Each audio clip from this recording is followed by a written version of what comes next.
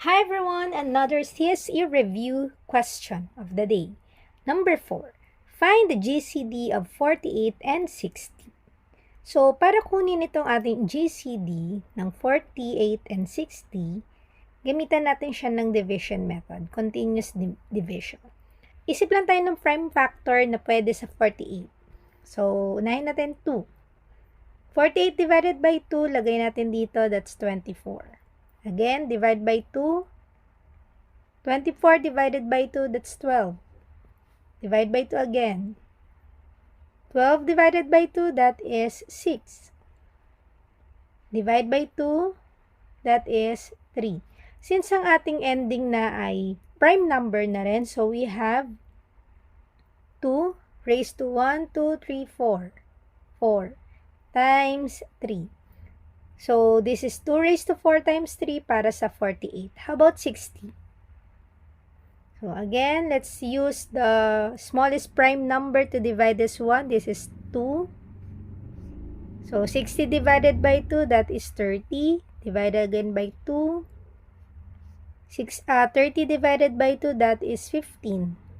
So, this time, hindi na siya divisible by 2. Let's use 3. 15 divided by 3, that is 5. Since ang 5 ay prime number na rin, so, stop na tayo dyan. Count natin yung 2. 1, 2.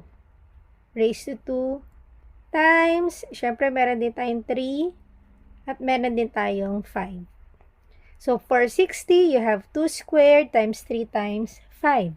Now, paano kukuhain ng GCD? So, as you notice here, meron tayong 2 raised to 4 and 2 raised to 2 or 2 squared. So, ang kukuhain natin, mas mababa ang exponent. So, 2 squared.